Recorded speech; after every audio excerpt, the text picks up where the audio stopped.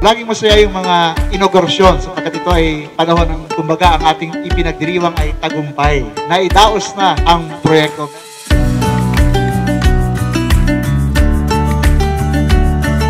Meron na tayong 2 classroom building na ito ay disenyo ng ating official engineer Irene Lagisma.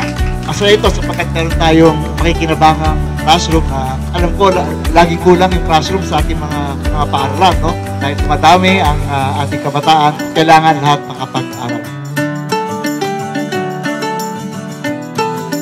Dahil kung gustong bigyan ng diin, ang pamahalaan sa katunayan ay isang institusyon. Hindi ito isang tao lamang o ilang tao lamang, kundi lahat ng kawani ng pamahalaan, lahat ng opisyal ng pamahalaan, bahagi rin ng kabuuang pagkilos ng ating pamahalaang panaligan.